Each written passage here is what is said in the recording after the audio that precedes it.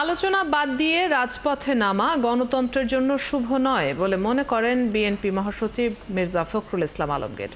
বৃহস্পতিবার তিনি আরও বলেন, নির্বাহী আদেশে কোনো দলের নিষিদ্ধ করার পক্ষে নয় বিএনপি।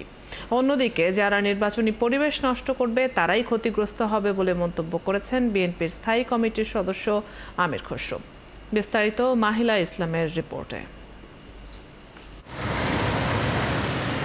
যতই নির্বাচনের সময় ঘনিয়ে আসছে ততই বাড়ছে নির্বাচন কেন্দ্রিক নানান ধরনের জটিলতা। সন্ধ্যায় সিঙ্গাপুর থেকে ৮ দিনের সফর শেষে দেশে ফিরেন বিএনপি মহাসচিব মির্জা ফখরুল ইসলাম আলমগীর। বিমানবন্দরে সাংবাদিকরা ইসলামী কয়েকটি দলের কর্মসূচি নিয়ে তাকে প্রশ্ন করেন। তিনি বলেন, আলোচনা বাদ দিয়ে রাজপথে নামা গণতন্ত্রের জন্য শুভ নয়। আলোচনা তো শেষ হয়নি, এখন আলোচনা চলছিল।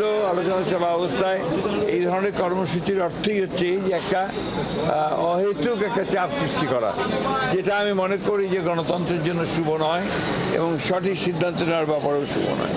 তিনি আরো বলেন, কোনো দল নিষিদ্ধ করা বিএনপি সমর্থন করে না। আগেও বলেছি, এখনো বলছি যে আমরা কোনো রাজনৈতিক দলকে নিষিদ্ধ করার পক্ষে নই। এদিকে দুপুরে গণ অধিকার পরিষদের সভাপতি নুরুল হক নূরকে দেখতে যান বিএনপির স্থায়ী কমিটির সদস্য আমির খসরু।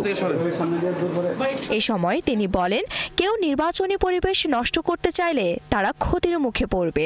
নির্বাচনের সাথে কোন পার্টির কি দাবি দেওয়া এটা কোনো সম্পর্ক নাই। তাদের দাবি দেওয়া থাকতেই পারে, সেই দাবি দেওয়া নিয়ে তারা জনগণের কাছে যেতে হবে, জনগণের ম্যান্ডেট নিয়ে সংসদে আসবে, পাশ করতে পারবে। কিন্তু নির্বাচনী প্রক্রিয়ার সাথে এগুলো কোনো সম্পর্ক নেই। কেউ যদি অস্থিতিশীল করতে চায় তাদেরকে রাজনৈতিকভাবে এটার জন্য ক্ষতিপূরণ দিতে হবে। পিআর পদ্ধতির ভোটের জন্য জনগণের ম্যান্ডেট দরকার বলেও জানান বিএনপির এই শীর্ষ নেতা। কিন্তু সেই চাওয়াটা জনগণের কাছে যেতে হবে নির্বাচনের মাধ্যমে।